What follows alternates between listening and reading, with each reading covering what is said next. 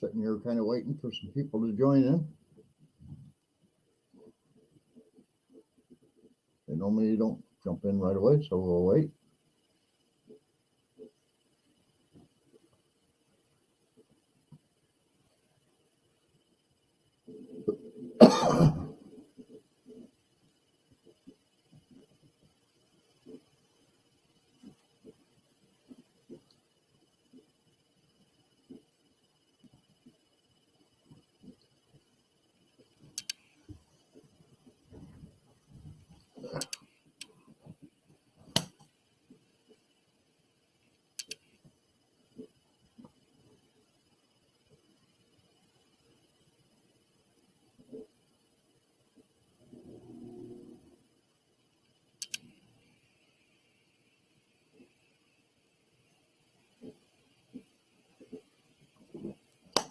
Oh man, I hate these darn drain flies. These things are terrible. So I'm waiting to see if anybody wants to join in here tonight. I don't see anybody watching, so I'm just going to kind of hang out and wait and see what we get. But we'll go from there. I think we can shut this off.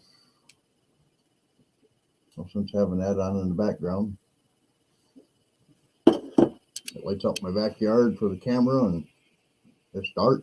And unless there's snow on the ground, it stays dark. So no sense having that up there.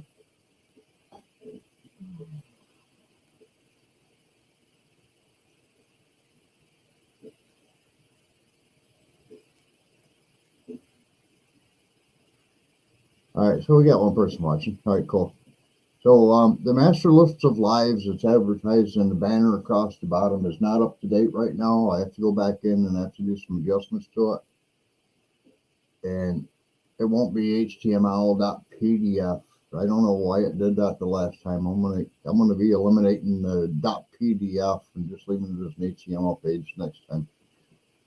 I don't know what happened on that one, but I do have updates to do to it, so I'll figure it out and I'll redo that. Hi Debbie Direct, how you doing? So one of the things I've been doing this weekend a lot, and for those that know me, I support Drifting Dreamers 5 a lot. And oh man, I'm dealing with these things. You guys can't see them buzzing around my face, but most people have like fruit flies, but they aren't always fruit flies. They can also be called drain flies. I'm dealing with drain flies because there's no food up here in my office. There's absolutely no food. So these are like drain flies, and I'll tell you, they'll buzz right up and they'll sit right here, right in front of your eyeballs. And if you see me slapping at something, it's because I got another one in front of me. You probably won't see it, but it'll be there. Anyway, I support Drifting Dreamers 5, and I got together with Mike and Lessa, and I told them, look, you guys want merch, I'll do your merch. I have no problem with that. I'll do your merch. It's beneficial to me, and it's beneficial to them. So I have been all weekend long working on just printing the merch on paper. It's not actually on t-shirts. It's not actually on the coffee mugs yet. The actual merch will go onto the mugs and onto the t-shirts starting Monday morning. I actually have one of my employees coming up to do the coffee mugs because I can do them, but I'm limited on how long I can stand on my feet and how much I can move around. And so he's going to be the one in charge of taking care of getting our coffee mugs ready to ship. I don't know as though they've even paid the invoice yet. Boy, these things just don't leave you alone. Just have one on my face. But that's where we're at right now. I've been working hard at getting everything printed out, making sure everything's ready to go, and making sure I've got the t-shirts available. Now here's the deal on this one. I'm not going to tell you any prices because that's up to Mike and Listen to decide what they're going to be charging you. But they did order a 36 case of coffee mugs that they will receive, and then they will have to ship out on their own. and I'll work with them on, what's the best size boxes and where the best place to get them is and all that stuff. But the t-shirts are going to be done by what's called a print to order or print on demand. As the t-shirt orders come in, I will print them. But that'll be children, small, medium, large, and then it'll be the adult, small, medium, large, extra large, double extra large, triple extra large, and 4 extra large. And like I say, I'm not going to talk prices because that's up to them to decide. They need to know what their profit margin would like to be. I don't know that information, and because I don't want it, and I don't know it. I don't know how that's going to go for them. But yeah, that's a pretty big issue for them. It's a really big issue for me because that puts me in the market of doing print on demand. I'm set up for it. I've been set up for it for years, but I haven't done it with any channels or anybody else because it's one of them things where just because you can do it doesn't mean people want you to do it. And one of the things I find ironic with these guys especially is that Mike just out of the blue reached out and said, yeah, I want something to do with Drifting Dreamers Down. I was like, okay, great. I know what size shirts you wear. So I made 2 shirts, one for him, one for Alyssa. And I made 2 coffee mugs, one for him and one for Alyssa, using that same design. And I said, all right, here you go. This is what I came up with. If you got something different in mind, let me know. I'll do it. But this is what I came up with. And it was actually taken off of the video of Mike standing in the back of his truck in the middle of the creek when it got washed down into the trees. So that was a pretty intense moment for him. It was a good video by all means. And I was like, all right, yeah, I can make that into a shirt. I can make that into a mug. It took a long time for me to go back in, rewatch the video, download a program so that I could go in and save that one particular frame shot and say, yeah, that's the one. That's the one. Let's print that one and just send it to him and see what he thinks. And I enjoyed it. I mean, the whole process of creativity for me is awesome. I enjoy it a lot, actually. I probably spend more time creating stuff that I myself enjoy. People that watch Mike and Terry at MT Homestead, you got that little nightlight in the background over there. I did that. Got one right here myself that I did for my own. And I also did one for Lazy Days Ahead.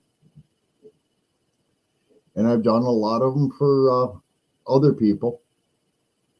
One of them was Gunk Gunk from Whatnot.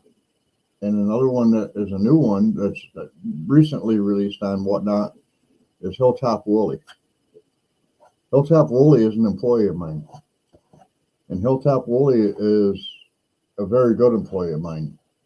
He does everything I ask of him and probably more than I ask of him. He is very restrictive. He knows my limitations on what I can do and what I can't do. And if I try to overstep those boundaries, he stops me. He stops me every time. Yep, no, you're not doing that. Get somebody else in here. Well, this week I did do that. I got somebody else in. And we were moving sheets of Texture 111 from out in my yard off of pallets under tarp to the upstairs back porch to get the upstairs back porch going. And I told him I can help you with this stuff. And he's like, no, you're not doing that. Mike's a strapping young man. He's 40 years old. We're both pushing 60. He's 60, I'm 59. And he would not let me carry a sheet. He would not let me pick up on a sheet. He would not let me do nothing. And I was like, Mike cannot keep up with us. We may be a lot older, but he can't keep up with us. And I want to keep this going because I'm paying both of you guys by the hour. And I want to get this going. So I was like, all right, well, let's see what we can do. And he refused to let me lift on a sheet. He refused to let me help move a sheet. He refused everything that I wanted to do. And my whole thinking was, when we do this, we're going to have a couple people on the upper back porch. We're going to have a couple people on the ground. The problem is one of the people that was going to be on the ground couldn't make it because of the weather. and his girlfriend didn't want to make the drive. And so that left three of us doing it, and they pretty much left me on hold. But when it came time to take those sheets and bring them up the stairs and get them onto my back porch, Jimmy, my employee, was carrying those sheets up the stairs by himself. Now, mind you, some of these sheets got some water logged to them because they've been out in the backyard under a tarp, but they always get wet, and they were heavy. And I was like standing up there going, okay, well, you bring them up to me and I'll just drag them across and flop them and make a pile. He allowed me to do that because once he got them all to the top of the stairs, he was worn out. He was worn out. The last sheet we brought up was probably the wettest sheet we brought up, and that was so awkward because it was probably the bottom quarter of the sheet was waterlogged, and then it went all the way up one edge, and then it went part way up across the top. And I'm going to say that sheet was very heavy. And the next one to bring up was a piece of Advantech flooring, which is 3/4 inch tongue and groove. And I'll be honest with you, that stuff is not light. I carried the first 3 sheets up myself, and Jimmy was mad about it. You don't touch these. You don't touch these. And I'm like, well, I had to get them up there. We got to put the floor down before we build the walls. And he's like, no, you're not allowed to do that anymore. You're not allowed to carry it. You're not allowed to do this. You're not allowed to do that. Well, I did carry a half a sheet up, and he ended up getting Mike to help him bring the last sheet up. That was a full sheet. And I laughed about it because once we got that sheet up there, I looked at him and I says, guys, you know what? Here's the deal. We're going to lunch. Everybody's on break. Everybody gets a 45-minute break. I don't care because that's a lot of work. It's not a lot of work as far as getting it up the stairs. It's a lot of work carrying it up the stairs. My back stairs, there's very, very little support in the middle of them. And it goes up, I think, probably 24 steps. So as you're going up, the stairs are going like this. And it really makes it hard to concentrate on what you're doing and carrying heavy things up the stairs. I've dealt with it. I dealt with it when I was in a cast. I actually hired 2 good-sized contractors to bring my embroidery machine up those stairs. And I still had to help them. It was supposed to only weigh 300 pounds. I think that thing weighed closer to 600. And it was a job, a chore to get that up the stairs. I told them what I was going to pay to have them do it. And at the end of the day, I paid them double because it did not weigh the 300 pounds I was quoted it weighed. And it was awkward. It was heavy, and we actually did some damage to it bringing it up. But thankfully, I bought it through Racoma. I sent them pictures, and Racoma replaced all the broken parts. I had to install them and take the broken ones out, but I installed them. And I told them, I says, your advertising is wrong for your weight. Take one of your pallets of this thing and just put it on a scale somewhere and find out what it actually weighs, because your 300 pounds is not right. It's not right. Again, you know, I was in a cast. I got the 2 biggest contractors in my area that I could grab a hold of to bring this thing up the stairs. And at the halfway point, I had to run out to my truck, grab some ratchet straps, tie it off to my upper rails going onto the back porch, and just say, all right, guys, let's take a half an hour break here and really think about this, because we can't leave it hanging here. We got to get it the rest of the way up. Even if we get it just inside the doorway, which is right behind me right here, even if we get it just beyond the doorway, I'll deal with it from there. And we took a break. And after about a half an hour, we went back out. We started again. It was almost another whole hour before we got it through that doorway right there. That doorway right there. It was a long process. I thought, well, you know, a 300-pound item, 2 strapping contractors, one grabs one side, one grabs the other, just carry it up. No, we put this thing on a utility cart, and we went step by step.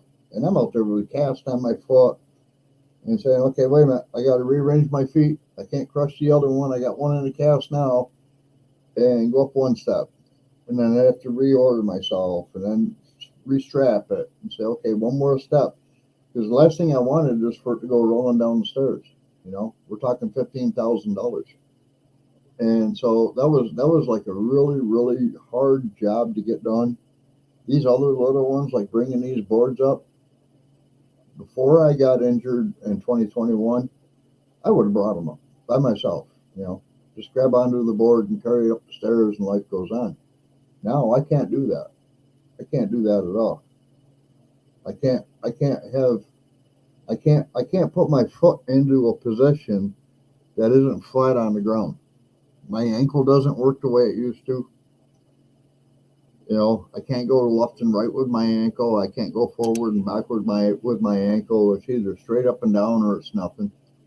And it's a pain, to be honest with you. But I'm also under a doctor restriction, and I don't know if and when it'll ever be released of you're no longer allowed to be on your foot for more than an hour, and you can't lift on anything more than 40 pounds because you stand a chance of re-breaking the bones that I put back together. And there's a lot of restrictions to it. So it's been a journey for me. I still plan on going to Arkansas. I still plan on building my own house one way or another. And if I get away from my employee Jimmy, I can probably do things that I'm not supposed to do better because I won't have somebody over watching me telling me, you can't do that. Doctor didn't allow it. You know what I'm saying? I don't care. But yeah, I've been working on getting Drifter Dreamers 5 set up so that we're ready. We're ready. I've already got the mugs in place. I've already got almost all the prints done for doing the mugs. And I've been working on also doing some of the prints for the t-shirts so that whenever somebody orders one from them, they can tell me what size t-shirt it is and give me the address. I can get it printed. I can ship it out, and life goes on. But yeah, it's just one of them deals. I walked into this one tonight not even knowing what I was going to be talking about, to be honest with you. I will say this. If you have something that you want to have embroidered, I've got to go back to school first on this because it's been a long time since I used the embroidery machine. Like, I bought it. Hey, Cuddly Texan. Better have XL4 XLT. Yeah, no doubt, brother. No doubt. I forgot where I was at on that one. That was a bummer. Cuddly's fault. Yeah, I walked into this not knowing what I was going to talk about tonight, and I did want to. Oh, okay, I'm going to go on another one. Again, we'll go back to my employee Jim. If you know what the phone app is called Whatnot, Jim just started Whatnot Thursday night. He did his first live Thursday night. Yes, I need to relearn. Okay, thank you, Debbie. Yeah, I need to, before anybody tries to go anywhere, I'm going to leave that one at a hold. I'll come back to that one. So I need to relearn the embroidery machine because when I first got it, I didn't even go to school for it. I bought it. I watched videos on it, and I just started using it. And, I think it turned out pretty good, The one thing I learned is that I needed somebody to be able to digitize prints for me. Digitizing is an art of its own, and it's not one that I want to partake in anytime soon because there's special programs. I have a $1,000 digitizing program that says I can put a photo into this program. It'll digitize it. It'll go onto the machine, and it'll print that photo on a shirt looking like the photo that you had sent to it. The problem with that is I have a 15 needle machine. So I am only permitted to use 15 colors. And doing a complete photo, first of all, it's an awful lot of thread. It'll be a real thick print. And I have to be able to figure out how to make that work with 15 colors. So I pay a digitizer that I met on Facebook, and I have him digitize every print I want to do, including the one I'm wearing and my Let's Go Brandon hat and stuff like that. I pay him to digitize that for me.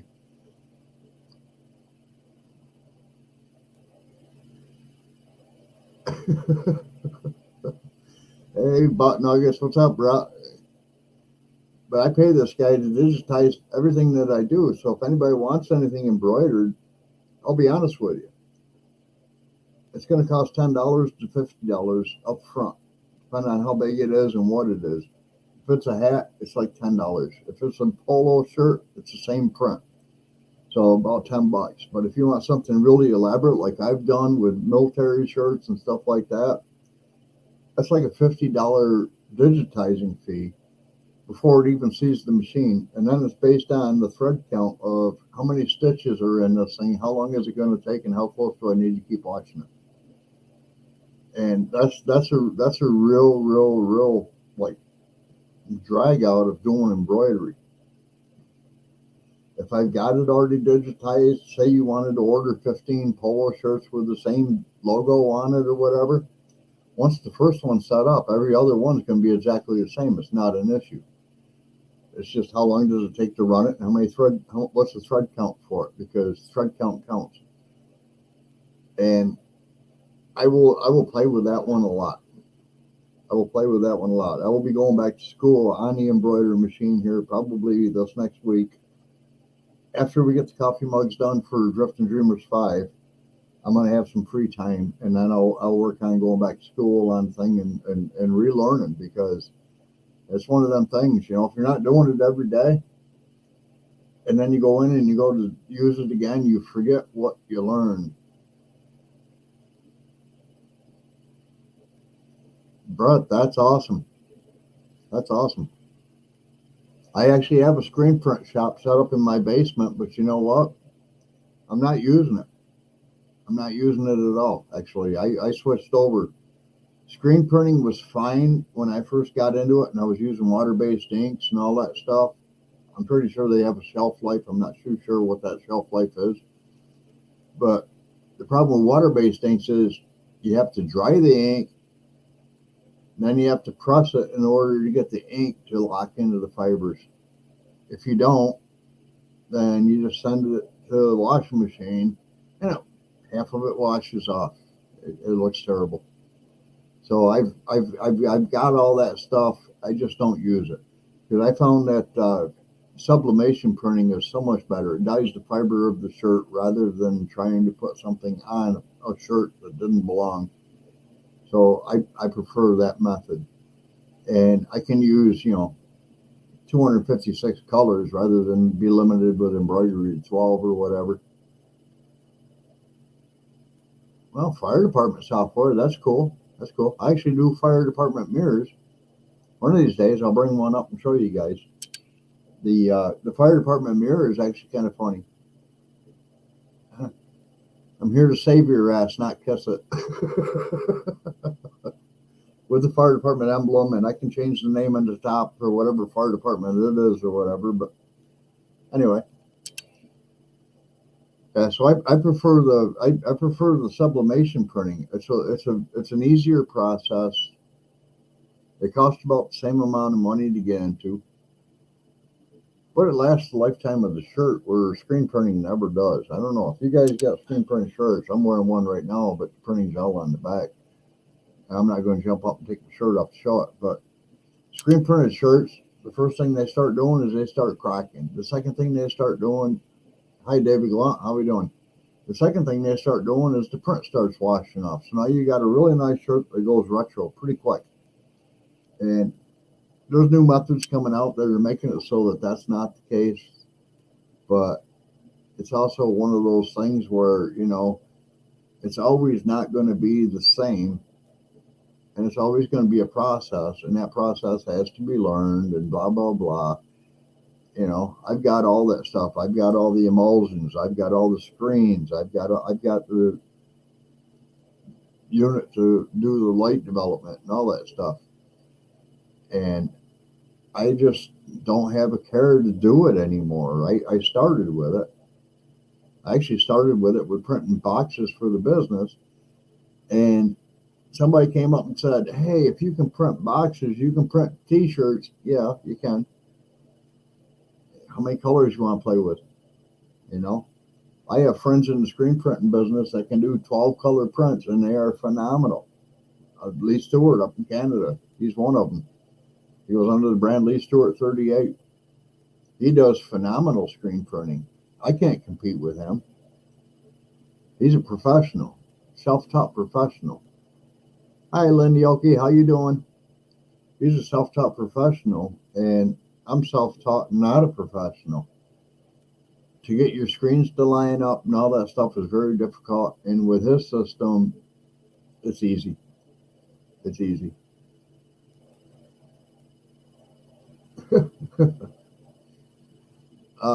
Brett, is that earthquake when the chicken lays an egg, or is that earthquake when the ground's actually shaking and the chickens won't lay because they don't know where it's going to roll to?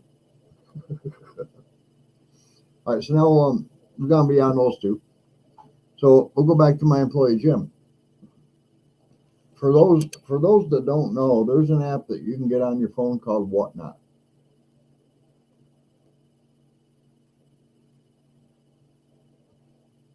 In Whatnot, you can buy silver, you can buy gold, you can buy very rare comic books and all kinds of stuff.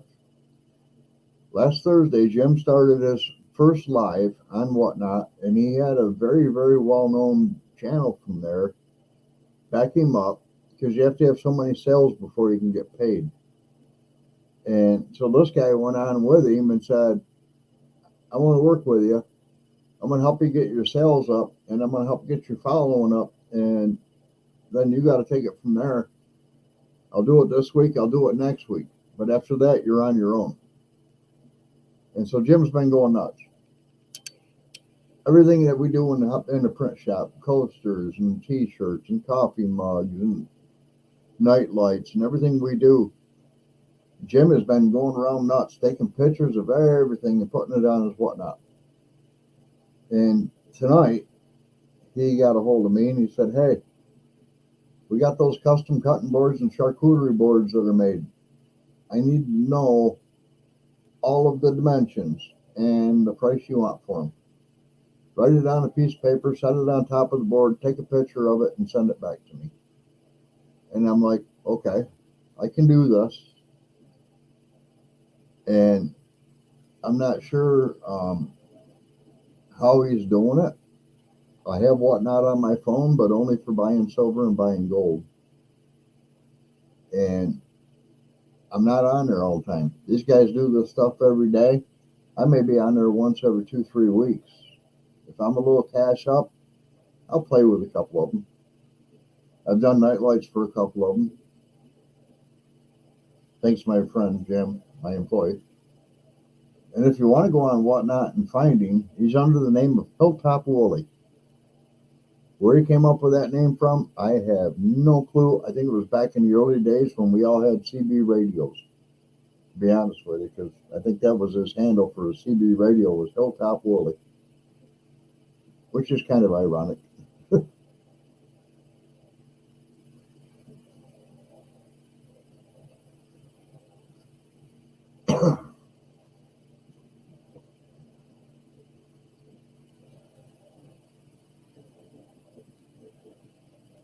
Yeah, just have goats. So, but no, you don't have any chickens anymore? That kind of destroys your name.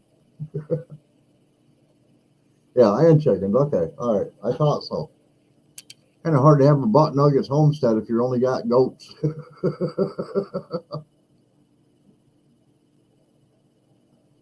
Yeah, well, with the weather that we're all getting right now, all chickens are tapped out. We're not going to be seeing eggs getting laid anytime soon. Oh, you have rabbits too? That's cool. That's cool. Are you breeding them? I'm waiting to see if Roxanne and Anthony over there, the Country Road Cure, are going to get any babies out of this batch. And I'm waiting to see if Mel and Gary do too. I think Mel and Gary are getting really, really close. Yeah, animals are scary. Animals are food. Animals are food. You don't get that. You don't get that security from the grocery store. And anymore, yeah, they all make butt nuggets cuddly, but the problem is their butt nuggets aren't like make breakfast. Their butt nuggets is throw them in the garden after they've composted for a little bit.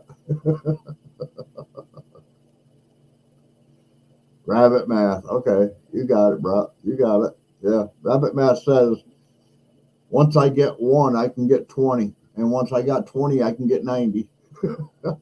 They call that breeding like a rabbit. I like that.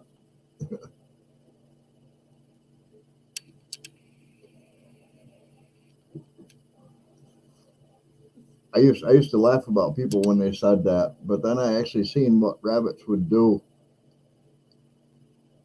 You colony you raise them? Okay. So that means you put the males and the females all together and just hope for the best? I guess that'd probably be all right if you got breeding boxes available all the time. Let the women pick out the box and hopefully stay with their young and not walk away from them like they did over there to Simple Life Reclaimed, I think it was. Yeah, I would try to separate them myself. I actually did not know that just putting a 1/4 inch screen mesh between the male and the females would stop them from breeding. You have to actually have like an inch between and then put another 1/4 inch mesh up there because if they get that close together, you're going to have bunnies whether you wanted them or not. I learned that from Tim down there to Bridge Life. I did not know that. I was very enthralled by hearing that because I had friends that had rabbits in garages and it was all done in cages. Each rabbit was in a cage side by side with the next rabbit. Oh, no cage raising? All right, well, yeah, I don't think it's wrong because I think that if you want to keep your males separated from your females, that's one way to do it. And rabbits really don't need to be out running around free ranging. You know, they're not like the chickens. I think chickens free ranging is probably a good thing because they're not always on the same ground. They're not always eating the same bugs. But I also watch the Veggie Boys and I raise plants. I sell seeds, so I raise plants. And I really, really don't want to see any rabbits getting into my garden beds. And they're 18 inches tall off the ground, raised beds. And I would be really, really like down brought if a rabbit got up there and started eating the baby greens before they had a chance to start setting fruit or getting up to maturity to set fruit. They had that happen to them, and I don't remember what it was, but I think it was their brassicas that the chicken had got into. So I won't let chickens run around my yard. I do have a couple wild rabbits that run around my yard, but I did myself a favor. I found a spot where I can grow clover really, really well behind our seed house. And the rabbits always come through that area first before they go anywhere else. So I went out there and I tilled it up last year and I planted a ton of clover out there. And they'd sit out there and they just eat the clover, never go anywhere else into my yard, never went around to find the garden beds or anything like that. And they actually got to be so friendly. I could walk within 2 feet of them and talk to them as I'm walking by. And they'd just stop eating and look at me like, yeah, okay, just keep walking. I probably could have stopped, sat down, and had one sitting on my lap. They're actually very, very friendly. And because they're very friendly, I don't mind them. Like I say, they stay in the clover patch. If I see them out there when I'm mowing the lawn, I'll actually shut the mower off and walk by them and say, okay, I'll finish mowing when you guys are done eating, you know, and walk right past them. And they don't seem to bother with me walking by them. Like I said, I think I could actually sit down in the yard, and if I'm not moving a lot or doing something that would be kind of spooky to them, I think they would actually come up and sit on my lap. That would be really, really cool for them to do.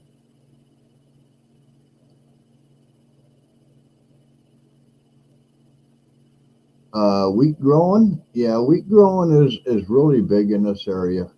Red winter wheat right now is a real big grower, actually.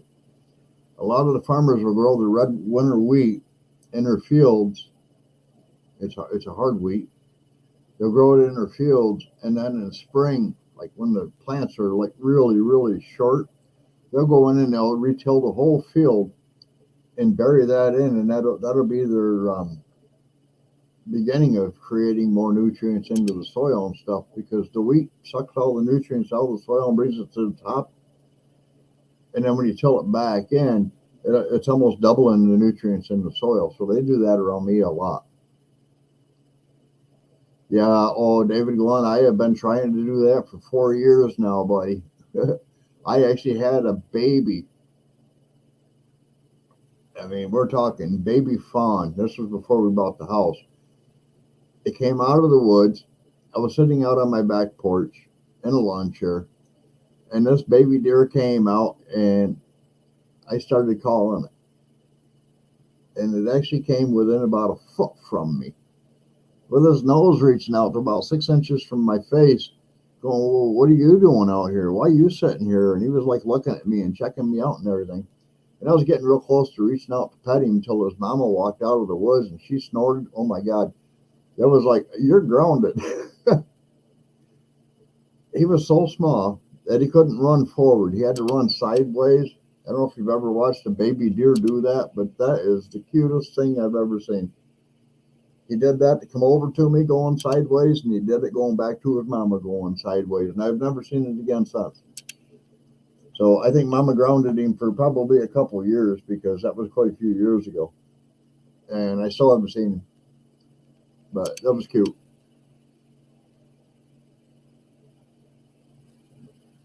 I've actually watched some of these. When will my seeds be restocked? My seeds are being restocked on almost a daily basis.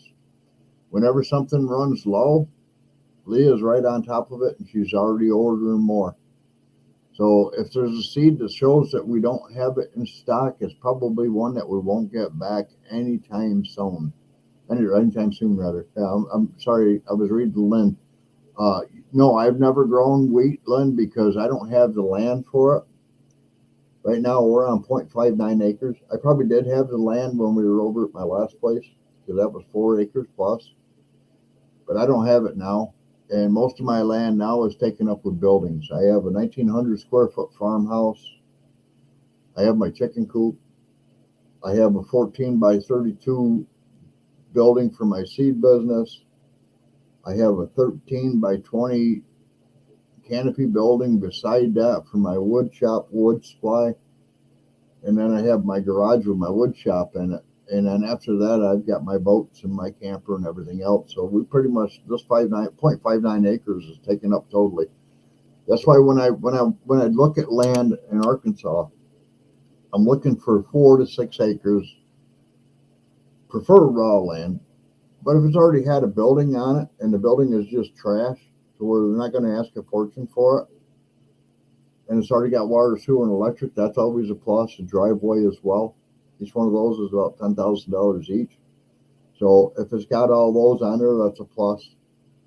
But I'm looking for room to be able to have room. You know, right now I have, yeah, we're all non-GMO seeds, Cuddly. Non-GMO. I will not sell anything GMO. I don't trust the science. I think they're lying to us when they say they're safe. I think they're lying to us. That's one of my biggest concerns, and all of my suppliers know it. If you try to sell me a GMO seed, yeah, Monsanto, I agree with you. It's not just Monsanto, though. It's also Bayer. Bayer got into that GMO seed thing, and there's a couple other groups that have got into it. Monsanto's the biggest one, but Bayer's the second biggest. And then there's other ones that are in there, like Syngenta and others. And I'm just like, yeah, I don't buy from any of them. I will never buy from any of them. And the main reason why is because I don't trust the science. But there's another reason why. I can't sell their seeds. You have to be licensed by them to sell their seeds. And the only way it works is, like, say you're a farmer and you're growing a wheat field and they're selling non-GMO wheat, and they go through and they cut their wheat field down, chaff it up for, grain or whatever. If that truck drives by your field and anything blows off, it cross-pollinates your field, Monsanto finds out about that. They will go in and they will sue you and take your farm, because now you're growing their seed. And I don't agree with that at all. I think that is probably the worst case scenario I've ever seen, and I've seen it happen many, many times.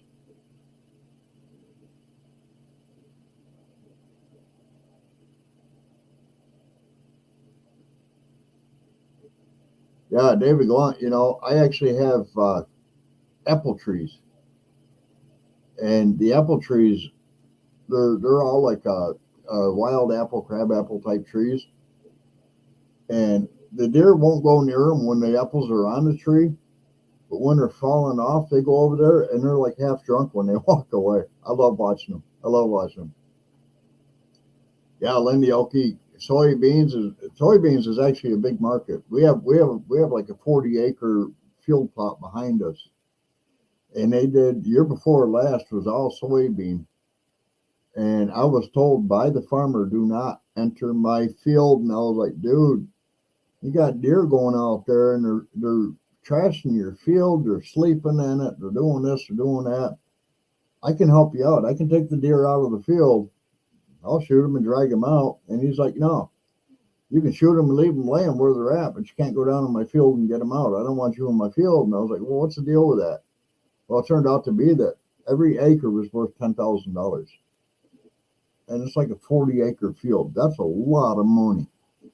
That's a lot of money. And I understand why he said it now. Last year, he didn't do it. Last year, he started some really, I think it was ryegrass in the beginning of spring. And then he went in, they mowed it down, they tilled it in. And I had a guy stop by my house and he says, wasn't that ryegrass growing out there? I says, yeah, it was. He says, man, that makes awesome straw and hay. I says, yeah, it does. And he says, well, what are they doing? I said, well, they're cutting it down, they're tilling it in because that's all the nitrogen they need for the cornfield next year. And he's like, oh, they're going to grow corn? I says, well, seeing as how they need that much nitrogen, I'm going to say yes, probably. It turned out to be, yeah, they grew it as a cornfield. It's not edible corn that we would eat. I actually pulled an ear off and looked at it, and it was like basic cow corn, but it was so milky. If you were to take that and boil it down, thinking you could use it for dinner, nobody would eat it.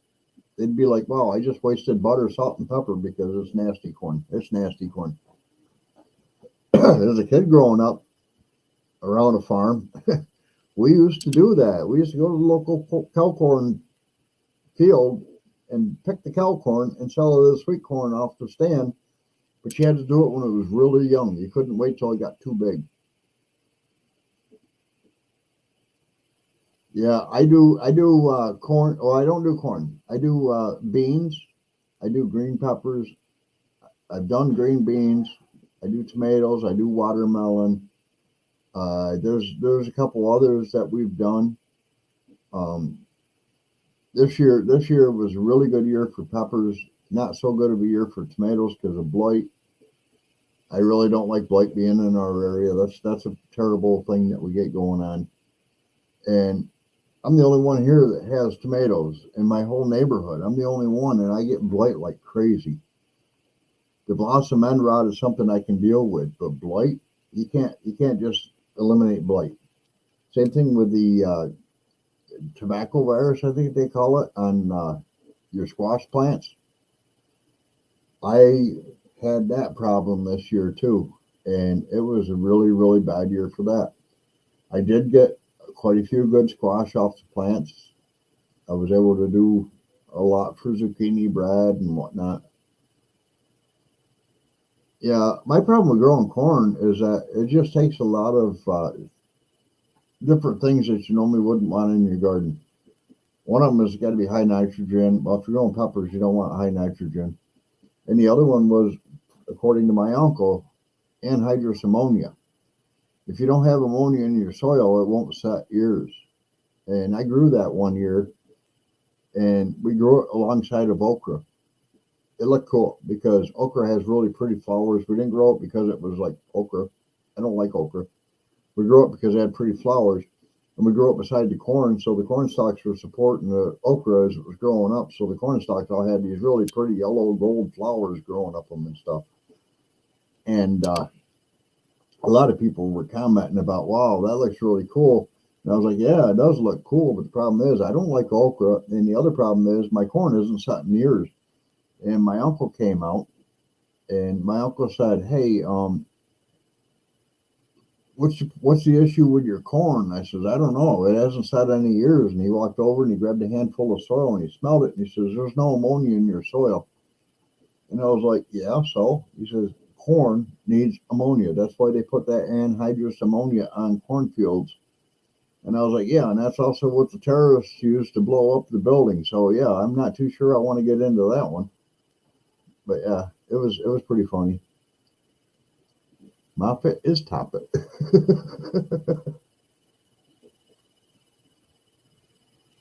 Yeah, there's a lot of farmers around my area that grow a lot of different things, and I'm actually amazed. Like we have a local farmers market. It's not a big one by any means. There's probably 10 people that go to the local farmers market to set up a table or whatever. And if you want like green beans, which I wanted this year, if you want green beans, when they're in season and they're there on a Saturday morning, you got to be there like really, really early, like as they're setting up.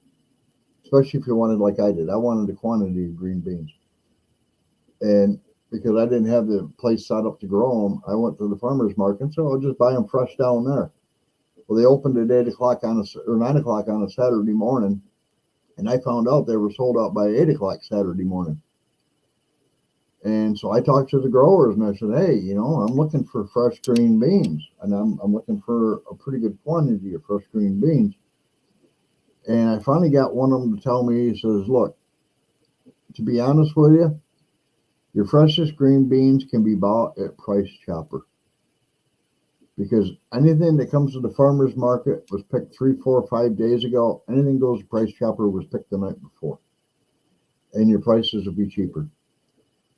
And so I went to Price Chopper and I went to the produce section, and lo and behold, they had these big baskets of fresh picked green beans, and the price was really reasonable.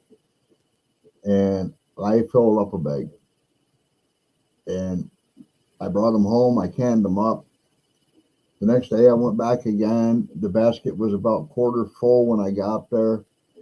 I took everything they had, I put it in a bag, and then I went and found the produce manager and said, hey, I would like to have more green beans. Do you have more greens available? And he says, well, they'll be here in about 25 minutes.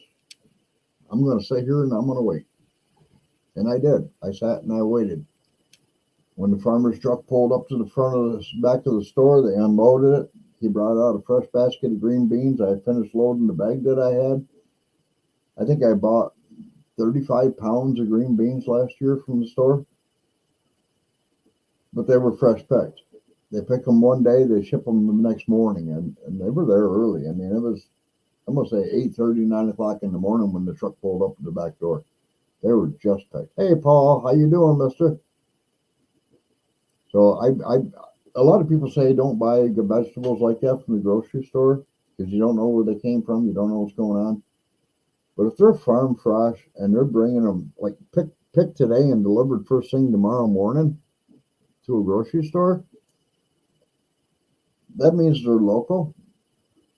That means they haven't been sitting anywhere for a couple of days waiting to be put up for sale. Where the farmers at the farmer market were saying, yeah, we just pick all week long, and whatever we don't use, we bring to the farmers market to sell. These guys were picking them the day before and bringing them to us. So that was a pretty special deal, and they were very fresh, very fresh. I made the mistake of buying beans from PNC Fresh one time that were labeled as fresh green beans. They were in a plastic bag. I should have known better the minute they were in plastic. I brought them home. I put them in the refrigerator, thinking the next day I was going to can them, and the next day those beans were turning slimy.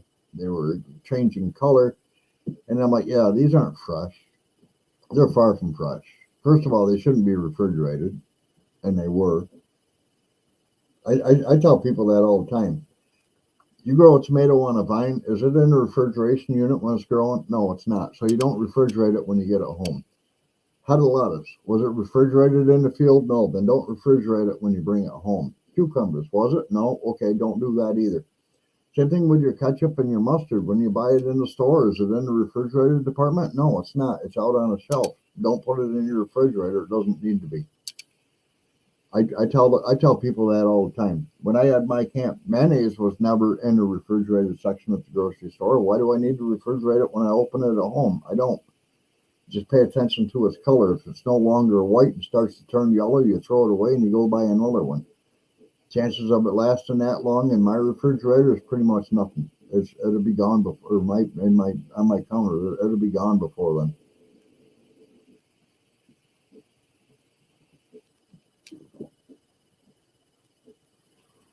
Yeah, slimy beans is bad stuff, man. I'll tell you. I've dealt with it before, but I've also done some other things too. Here's one thing I did one time, which is really ironic. We grow a lot of beans at one of my houses where we had a farmer's market set up out front. And we lost a whole bottom 5 gallon bucket full of picked green beans because it started raining. Somebody grabbed the bucket, threw it underneath the chair on the porch of my back deck, and we ran inside. Totally forgot about it. A couple days later, I'm like, man, where are those green beans? I know we picked a half thing. I got to get some out onto the stand. And I couldn't find them. They were underneath the chair. About a week later, I'm walking around my backyard, and that whole bucket was nothing but bean sprouts growing up across the top of it. There was no dirt in the bucket. There was no water to the bucket. It was just what the beans had for their own survival was growing new beans. And I posted it, and I brought it up on Facebook. I says, beans don't require soil to grow. You don't have to water them. You just have to put them in a bucket and leave them be. They will regrow themselves. Those beans actually got to be taller than the ones that were in my garden because as the bean pods were breaking down, it put so much nutrient into the soil that it was creating that was feeding these plants. They grew better in that bucket than they did in my garden, and I got about 4 times the harvest out of that bucket than I did out of 15 rows in my garden. So that was a pretty special thing. It wasn't an experiment by any means. It was a mistake, but I was just like, okay, here we are. Let them grow. I pulled them up from underneath the chair, put them up against the back patio where the roof's covering them. Sun got at it, let them grow. I mean, we're talking 7-foot tall vines that were just totally fully loaded, growing out of a bucket. I was pretty impressed by that. All right, well, guys, for those that aren't in the know, from here on out at 8C, Gillum Family Farm, or Gillum Farms is going to be coming on. And if you haven't caught on to it lately, they have been doing some giveaways and stuff like that. Actually, a lot of channels are based on how many subscribers they have and whatnot. And Johnny and Christine, they've been doing pretty good. No, Lynn, I have not seen that channel. I watch the Veggie Boys a lot. I actually like the Veggie Boys. Anthony and I have been friends for a long time.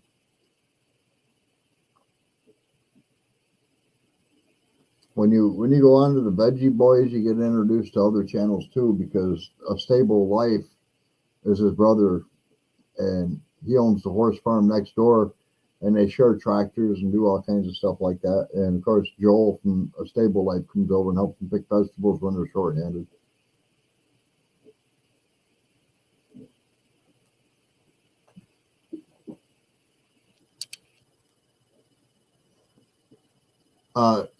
Cuddly Texan, I don't grow sunflowers right now. And the reason why is because the only place I have to grow them is right in front of a bird feeder. And if you have a sunflower growing in front of a bird feeder, they'll feed on the plant before they'll feed on the feeder. And because we've been doing this thing with a lot of blue jays and cardinals, they're both very aggressive birds. I think they would probably totally destroy a sunflower that was seeding out in a matter of maybe an hour. Hummingbirds, on the other hand, I got 2 rows of Sharon trees. Them hummingbirds love, and I keep trying to get other plants in here that they like. And I have feeders out for them too. I really like the hummingbirds. I've had hummingbirds land on my lap before. And I never, if you've never seen a hummingbird up close, you'd be amazed how small those things are. They're only like a couple inches long. They got a wingspan, pretty wide. And that's what you're used to seeing when they're flying around and humming around you or whatever. But when they land, they're just little tiny things. They're not big at all. I've had them land on my lap, and I'm like, "What are you?" Oh, it was a hummingbird. I could tell by the beak, but they're friendly. I like that part. We feed our chipmunks out of our hands. They'll come up and sit on your lap and eat. And I've had them times where they come up and sit on my lap just because I'm out there drinking my coffee with no peanuts available for them or whatever. They'll just come out and come up on my lap and sit down and say, "Okay, well, great. You're sitting down here. I'll sit with you." I can pet them. I try not to do it a lot, but I can pet them, and it's kind of cool. I actually enjoy our wildlife out here.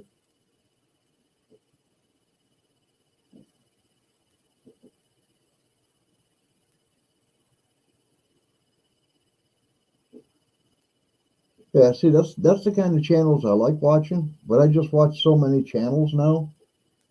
If I spent all day watching all these different channels doing what they're doing, I'd never get anything done. And trust me, I watch a lot of channels, a lot. You got South Texas Roots, you got Country Road Cure, you got Simple Life Reclaimed, you got Dave Warren over there to Come On Mountain, you got the Smith family with Drifts and Dreamers 5, and then you got Tim at Ridge Life, and Jennifer for Jennifer Rogers, and you got all these different ones, and that doesn't even put a dent in the ones that I watch. It doesn't even put a dent in the ones I watch.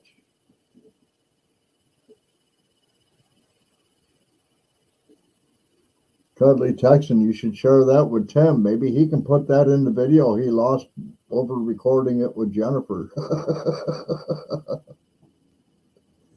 It's hard to keep up with all the channels, David. I agree with you. It's okay for me to miss something. I mean, there's just so many channels. And there's some that I really, really have been watching for years and years. Like one of them, her mother just recently passed away, and I felt so bad about it. It's Trent and Allie. Her mother passed away at the end of December, and I felt so bad for her. They actually did a tribute video for her mother, and it's not even 2 weeks after her mother passed away. Not even 2 weeks. And they've been working hard down in the basement to build a bedroom that had to be done in a short period of time and never explained why. And in that video, they explain why is because they want Russell, her mother's new husband, to be able to have a place to come stay because everybody likes him. And that blew me away. I watched that video and I was crying through it. To have the ability to say, this is what we're going to do, and we're going to talk about it, and we're going to share it, and then we're going to take all these all these pictures and share them at the end in a big montage. That blew me away. That really blew me away. These guys live in Utah. I don't support them financially because they're better off financially than I think any of us ever will be. They're like lead owners of Mountain Made vans, and they traveled the world in their younger days, so they've always had money backing behind them, and I don't think they need mine. Their son Leo, I did send a gift to because Leo's a cute little boy. I like him. But yeah, I mean, it's just channels like that. I always, if they put a video out, most times it's like Mondays and Tuesdays or Wednesdays or whatever, and they're always pretty early in the morning. I always try to watch those first because I'm interested in what they're doing for their build. He's a lot like Gary, except for he hires engineers and then he has to figure out what the engineers are actually requiring of him to do. Where Gary just says, yeah, there's nobody telling me what to do. I'm just figuring it out on my own, but I know I don't want to do it this way. You know what I'm saying? But it's a lot like watching Gary and Melanie over there, Simple Life Reclaim, building their cabin and stuff. So I like watching that one. Three Mississippi. I was watching Three Mississippi back when Frankie was a really little girl. And to be honest with you, I've missed a lot of the Three Mississippi lives because there's always something else going on in my life when Three Mississippi comes up. And to be honest, Mike and Sid come on at 6 Central. That's 7 p.m. for me. That's normally the time I'm trying to sit down and eat some dinner or something. You know what I'm saying? I don't eat dinner early like normal people. It's only 6:30, 7 o'clock. I'm eating dinner. Here in New York, my time, yeah, it's normally 6:30, 7 o'clock when I'm sitting down to eat my dinner. So they pretty much fall right in on the dinner hour. And same thing with Jason and Tara, White Rock Nation. They kind of fall in on my dinner hour, but I do try to watch them as much as I can. I do try to watch them. Like Jason and Tara, and the White family is nice people.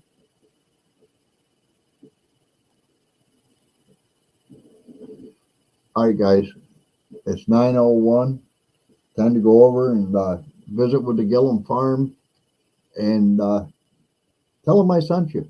Don't forget to like up on the way out. Subscribe. Share if you want to. We'll talk to you next time. Next Saturday night, same time, 7C. See you then. Later. Everybody have a good night.